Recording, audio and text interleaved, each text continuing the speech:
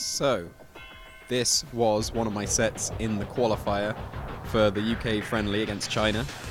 It was against Eden Batchelor, and I faced this guy in the UK regionals last season in the top 8, and that was a really fun set, and I've just managed to pull through that one. And this was also another very interesting set, so I've decided to put this one onto YouTube. So, let's get into it. Rocking quite similar teams with Rayquaza and Kyogre as our Ubers. So he's going to lead off with Togekiss and Kyogre, as I lead off with Gengar and Kyogre. And I'm going to Primal Reverse first, which either indicates that I'm definitely faster or he's at least timid. Because I went first, I'm max speed, I should go for the Primal Reverse first.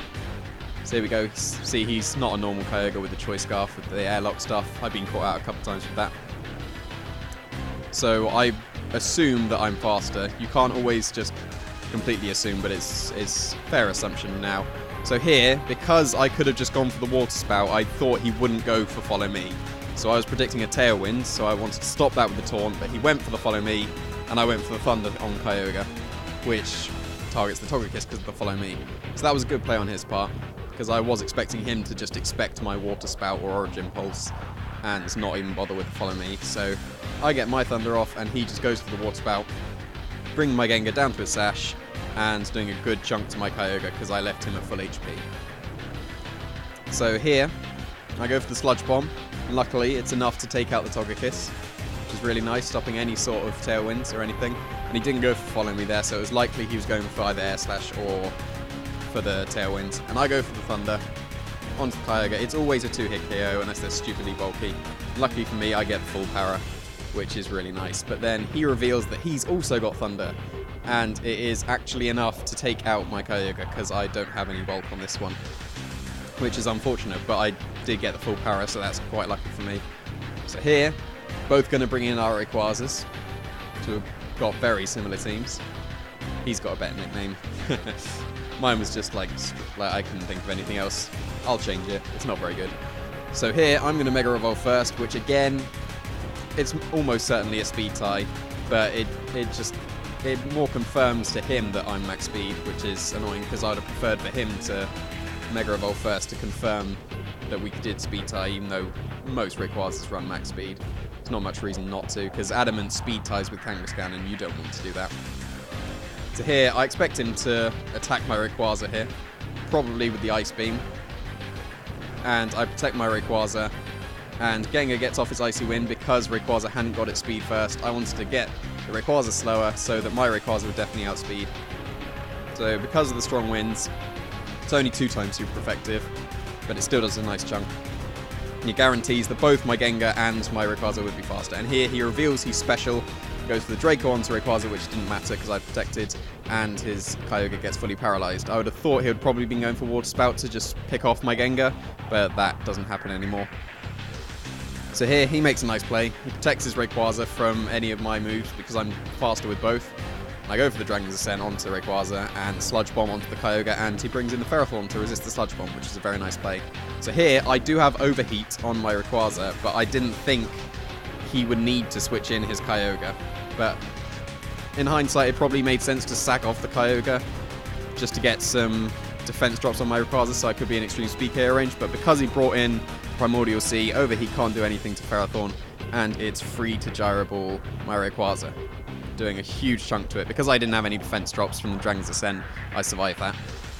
So here I'm going to switch out to my Sizzle because I don't want to take another Gyro Ball, because I could knock out the Kyogre, but he's going to protect. I could have gone for the Dragon's Ascent onto Kyogre for the knockout, or also for onto the Ferrothorn for a huge chunk, but it wouldn't have knocked out, and I wanted to save my Rayquaza. So here, he gets the Gyro Ball onto Sizzle, not doing much damage at all.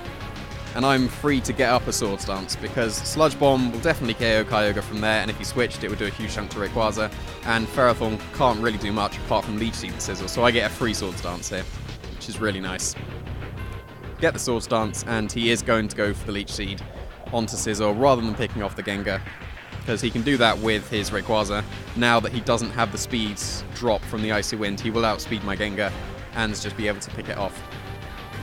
So he's down to 2 Pokemon, I'm down to 3. I've still got my Rayquaza in the back because I wanted to save it for his Rayquaza. And at worst, speed tie. which is the annoying thing with Rayquazas. They're always going to be max speed, so you're always going to speed tie. So he's going to protect from my probable double target onto it, because I can't really do much to the Ferrothorn. I'm actually going to make its gyrables even more powerful. So the Icy Wind would have put it out, reduced the speed of the Rayquaza so that my Rayquaza would have outsped, which is pretty much what I wanted. And I Bug Bit into the Ferrothorn at +2, not enough to take it out. And I do confirm that he's Lumberry, which is very nice information, although I don't have any moves that can put him to sleep. But Gyraball is going to pick off my Gengar, and now we're both down to 2 Pokemon. So I'm going to bring in my Rayquaza after some Leech Seed. Sizzle's getting quite close to being knocked out with Leech Seed and all the Iron Barbs damage, which is something to consider at the end. Now, because I didn't get the Icy Wind off, I speed tie with this Rayquaza, so I'm going to double priority into it. Because it protected last turn, it's unlikely to protect again. He doesn't extreme speed himself, which is really nice, so I'm able to pick off this Rayquaza. And now, he's going to Gyraball my Rayquaza, and it's left with my Scizor against his Ferrothorn. So long as I can stay above the damage that Iron Barbs will inflict to Scizor, I'll win with the Bug Bite. So his win condition now is to get the double protect. If he gets the double protect, he's going to win because of the Leech Seed, and it will put me in range so that his Iron Barbs will KO me before I KO him. So pretty much, I just need to break through a double protect. There's the first one. So his only play now.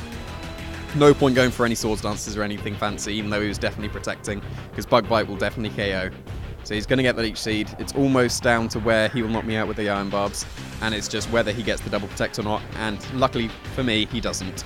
So I'm able to pick off the Ferrothorn, and you see the Iron Barbs almost KOing Scizor, but I just hang on, and that's enough for me to win the first game of the set, which is really nice. So that was a really nice set.